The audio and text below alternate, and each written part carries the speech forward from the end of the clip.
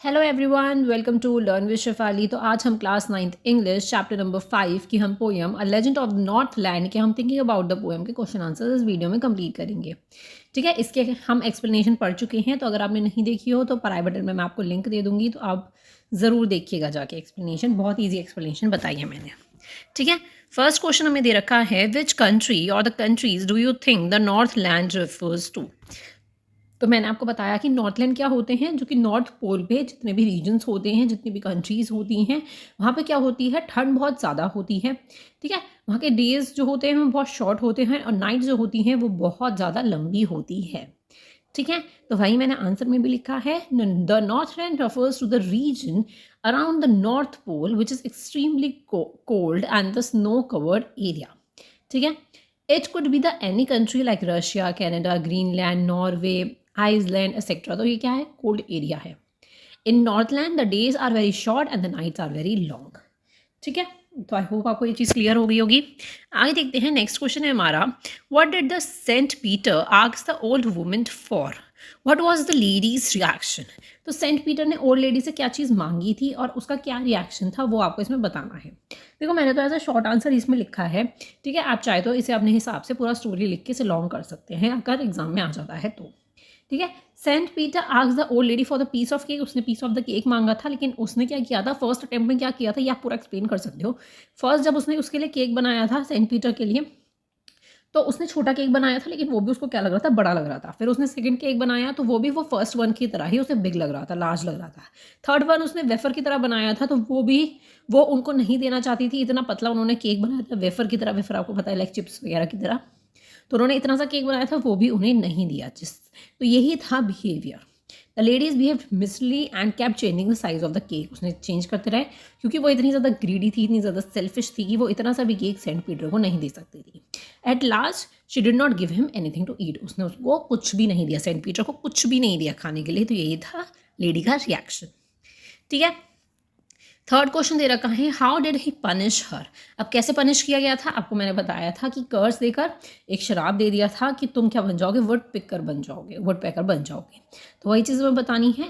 Saint Peter grew angry as the old lady did not give him the cake. Cake नहीं दिया था, जिसकी वजह से वो बहुत ज़्यादा क्या हो गए थे, गुस्सा हो गए थे। He said that the lady did not deserve to be the human form. Human form deserve नहीं करती है, क्योंकि ह्यूमन के अंदर अगर इंसानियत ही नहीं है, अगर वो इतना सेल्फिश है, इतना ग्रीडी है, तो उसे इंसान का जो फॉर्म मिला है वो डिज़र्व ही नहीं करता, क्योंकि हमें कई जन्मों के बाद इंसान का जन्म मिलता है। And he cursed her and she went into her cottage. वो अंदर जाती है और फिर वो चिमनी से बाहर निकलती है एज अ वुड पिकर बन के। ठीक है, तो ये आपको इसमें लिखना था, ऐसे पनिश किया था उन्होंने। Next is, how does the wood picker get a food. अब हम फूड कैसे लेती थी, वो जो वुड होते थे उसके अंदर होल होल कर करके बहुत मुश्किल से उसको थोड़ा सा खाना मिल पाता था। ठीक है, तो वही चीज़ उन्होंने उन्हें शराब दी, कर्ज दिया, क्योंकि उन्होंने कुछ खाने को नहीं दिया था। ओल्ड लेडी ने सेंट पीटर को कुछ खाने को नहीं दिया था, तो वही एज अ शराब उन्होंने दे दिया था कि बहुत मेहनत करेंगी तब जाके उन्हें कुछ फूड मिलेगा। Next question is, do you think that the old lady would have been so ungenerous if he had known who Saint Peter really was? तो इसका क्या मतलब है, ओल्ड लेडी को अगर ये चीज़ पता होती कि सेंट पीटर आखिर कौन है, तो क्या वो उनको केक दे देती या उनका वेलकम करती उनके होम में। तो यही चीज़ आपको इसमें बताना है। No, the old lady would not been so ungenerous if she had known who Saint Peter really was. तो वह ऐसा बिल्कुल भी बिहेव नहीं करती। Instead she would have welcome in her home. वो अपने घर में वेलकम करती हैप्पीली और उन्हें बहुत सारे केक देती खाने को प्लीज़ करके, एंड गेट हिज ब्लेसिंग, और वो ब्लेसिंग भी लेती अगर उसको पता होता तो। Next question is this a true story? Which part of this poem do you feel is it most important? तो अब आपको ये बताना है, क्या ये स्टोरी ट्रू हो सकती है। जैसे इसमें बताया गया था कि एक लेजेंड स्टोरी है, ये स्टोरी जो है एज अ सॉन्ग फॉर्म में भी है और जनरेशन टू जनरेशन सुनाई भी जाती है। तो ये एक ट्रू स्टोरी है या नहीं है, वही चीज़ इसमें आपको बतानी है। ठीक है, और पोएम में सबसे मोस्ट इंपॉर्टेंट पार्ट क्या है वो भी इसमें आपको बताना है। ठीक है, तो मोस्ट इंपॉर्टेंट पार्ट तो यही हो सकता है कि ग्रीडी वुमन जो है वो वुड पैकर में बदल गई। तो इससे हमें एक मैसेज मिलता है कि हमें कभी भी सेल्फिश नहीं होना चाहिए, दूसरों की हेल्प करनी चाहिए।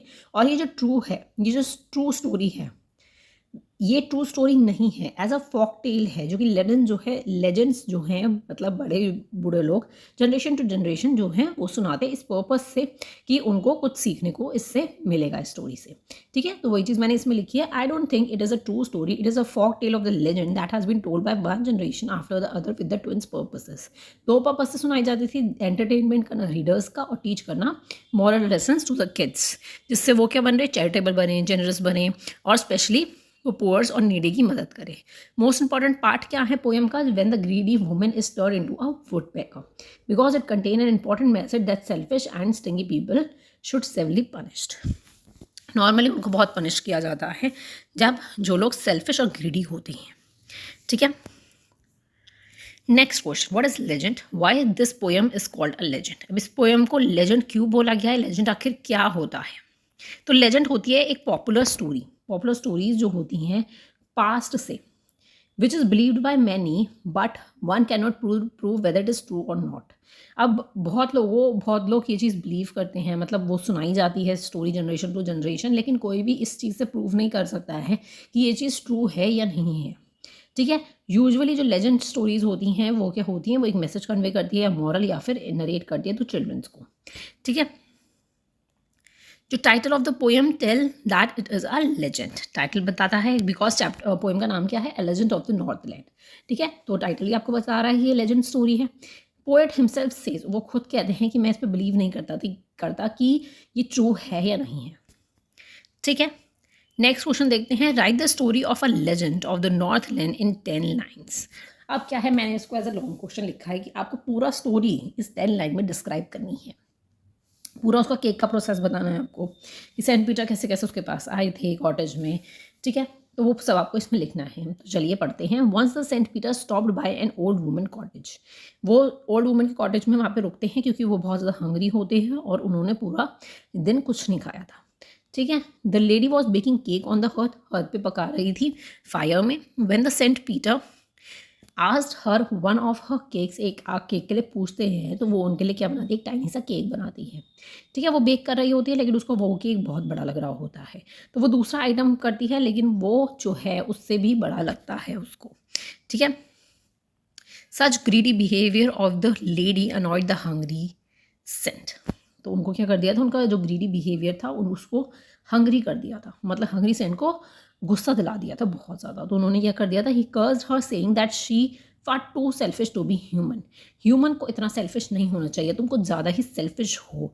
तुम्हारे पास फूड है, शेल्टर है, फायर है जो तुम्हें वार्म कर सके, सब कुछ है तुम्हारे पास, लेकिन फिर भी तुम इतनी सेल्फिश हो, तुम्हें तो दूसरों की हेल्प करनी चाहिए। She was transfer into would picker में ट्रांसफर हो गई, उसके जितने भी क्लोथ्स वगैरह थे वो सब उस आग में जल गए थे, सिर्फ एक स्कारलेट कैप बच गई थी, रेड कलर की कैप थी वो बच गई थी। ठीक है, जो कि उसके सर पर रह गई थी जब वो उड़ गई थी। ठीक है, हर एक कंट्री बॉय ने उसको देखा है, स्कूल बॉय ने देखा है उसको फॉरेस्ट में वो क्या करती थी, वुड में होल करते हुए उस दिन तक दिखाई देती है। तो वही चीज़ यहाँ पर बोली गई है। ठीक है, तो ये पूरी स्टोरी आपको ऐसे 10 लाइन में क्या मैंने डिस्क्राइब करी, एज अ समरी हो गया, आपको पूरी स्टोरी याद आ गई होगी। ठीक है, शॉर्ट पोएम थी, मतलब पोएम बड़ी है लेकिन सब एक बार समझ जाओगे तो बहुत ईजी पोएम है। ठीक है, अब हम चलते सीधा बुक पे, लास्ट के 2 क्वेश्चन हमें गिवन है वो और देख लेते हैं। तो आप देख सकते हैं ये 8 क्वेश्चन हम कंप्लीट कर चुके हैं। ये वाले दोनों क्वेश्चन देख लेते हैं, ये जो सेकंड क्वेश्चन है ये बहुत बेकार है। ठीक है, फिर भी हम देख लेंगे। फर्स्ट देखते हैं, let's look at the word at the end of the second और फोर्थ लाइन। सेकंड और फोर्थ लाइन में आप देख सकते हो जिसमें आपको दे रखा है shoes and clothes, true and you, blow and no. आप देख सकते हैं राइम बन रहा है। We find that no rhyme with clothes, true rhymes with you and blow rhymes with no. Find more some rhyming words, आपको rhyming words पूरी poem में फाइंड आउट करने हैं।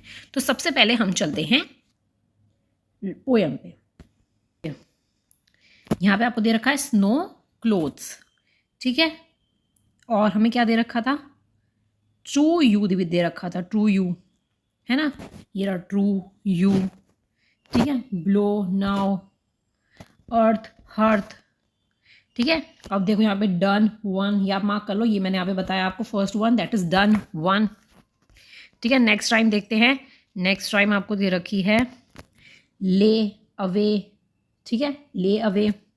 आगे देख लेते हैं, वन डन मैंने आपको बता दिया। ठीक है, फिर आ जाता है आपका फ्लैट, दैट, राइम बन रहा है।